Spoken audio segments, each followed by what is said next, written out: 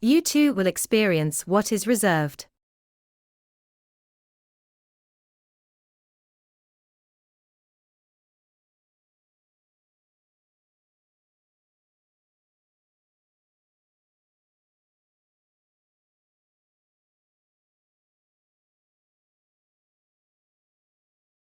To wait is the infinitive of the verb to love.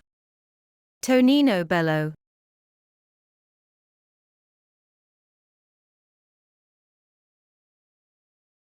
Jeremiah 33 verses 14 to 16.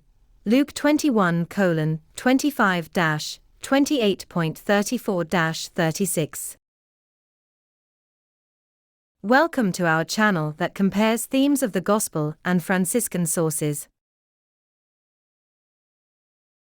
Today we delve deeper into the meaning of the sober and loving lifestyle of the Franciscan experience, in the awaiting of the coming of the Lord. For a more complete overview of our human, cultural and spiritual proposal, we suggest you visit the website juvi.art.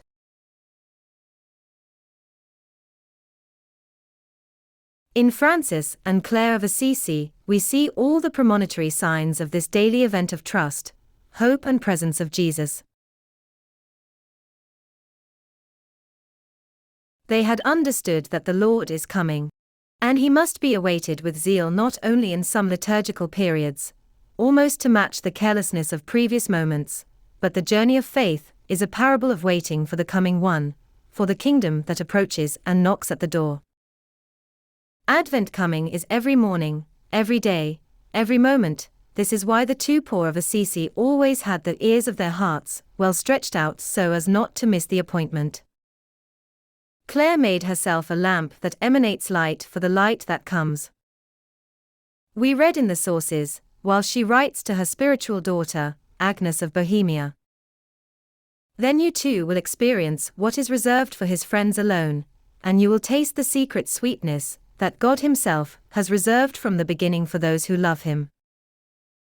Without even giving a glance to the seductions that in this deceitful and restless world set snares for the blind who attach their hearts to it, with all your being love him who for the love of you has given himself entirely. Sources 28:89. In the same way, then, that the glorious Virgin of Virgins bore Christ materially in her womb, you too, following in her footsteps, especially in his humility and poverty, can always, without any doubt, carry him spiritually in your chaste and virginal body. Sources 28:93. Waiting for an event that passes through the existence of those who are awake, and not distracted from the importance of the encounter. All this made her, by grace, a vivid and powerful light that opens the way to the advent of the great King. In the papal document Clara Claris Preclara, we read, "It could not happen that a lamp so bright, so shining, remained hidden without spreading its light, and without emanating a clear light in the house of the Lord." Sources 32:85.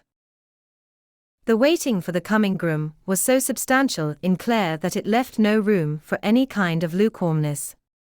She herself had become a lamp that waits and shines.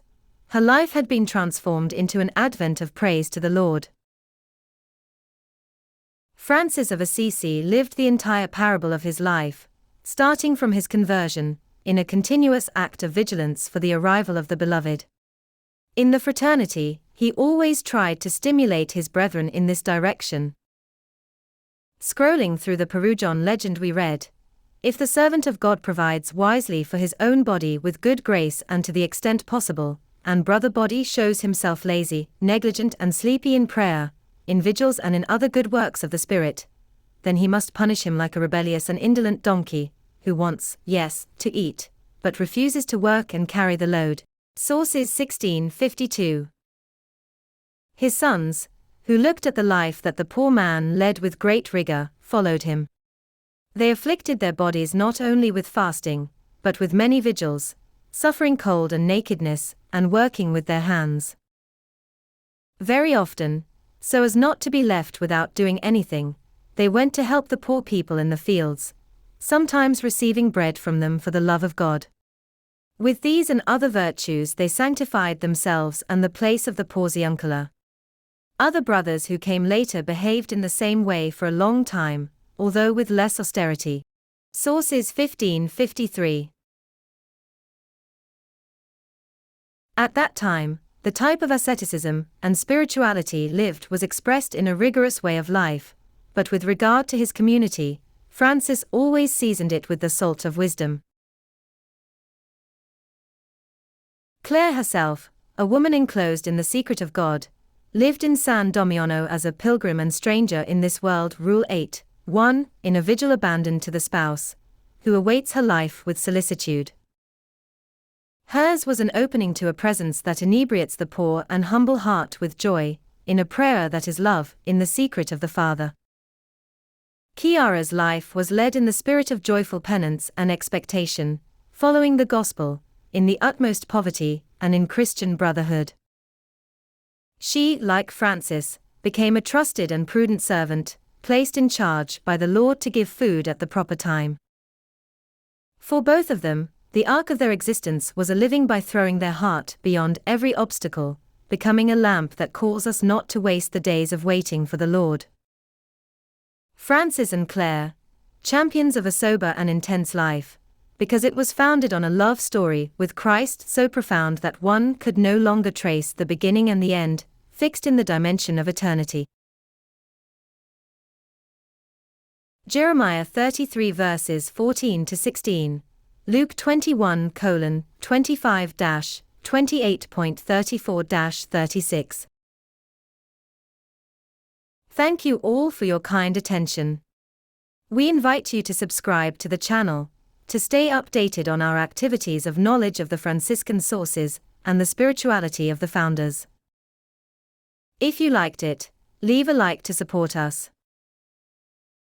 Subscribe, give your precious well done, share with your friends, and comment too. Thanks, see you soon.